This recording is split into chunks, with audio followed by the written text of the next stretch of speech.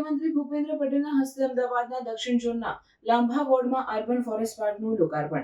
મુખ્યમંત્રીએ urban forest પાર્કમાં મૂકવામાં આવેલી શ્રી ભગવાન બિરસા મુંડાજીની પ્રતિમાનું અનાવરણ કર્યું.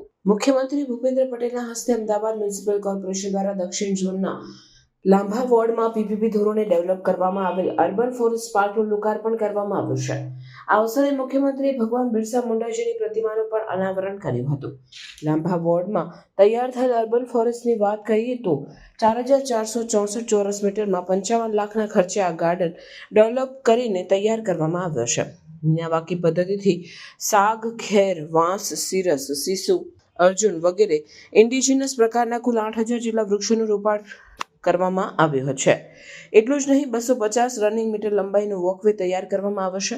આ અર્બન ફોરેસ્ટ પાર્કના લોકાર્પણ પ્રસંગે અમદાવાદ શહેરના mayor Pratibhaben Jain, municipal commissioner Banchha Nidhi Pani, શહેર વિસ્તારના ધારાસભ્ય, કોર્પોરેટર, મહાનગરપાલિકાના હોદ્દેદારો ઉપસ્થિત રહ્યા હતા.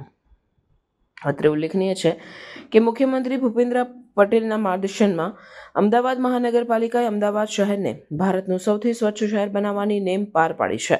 ક્લીન સિટી અમદાવાદને ગ્રીન સિટી બનાવવાની નેમ પાર પાડવા મહાનગરપાલિકાએ મુખ્યમંત્રીના દિશા સૂચનમાં 40 લાખ વૃક્ષો વાવવાનું મિશન 4 મિલિયન ટ્રીઝ 2025 ઉપાડ્યું છે. મિશન 4 મિલિયન ટ્રીઝ 2025 અંતર્ગત સમગ્ર શહેરમાં કુલ 40 લાખ વૃક્ષો વાવવાનો લક્ષ્યાંક નિયત કરવામાં આવ્યો છે, જે પૈકી 7 ઓગસ્ટ 2025 સુધીમાં 27,11,443 વૃક્ષો રોપવામાં આવ્યા છે. આમ 40 લાખના લક્ષ્યાંકની સામે 66.77% વૃક્ષારોપણની સિદ્ધિ અમદાવાદ મહાનગરપાલિકાએ હાંસલ કરી છે. આગામી સમયમાં ઝડપથી બાકીના વૃક્ષો રોપવાની કામગીરી પૂર્ણ કરાશે.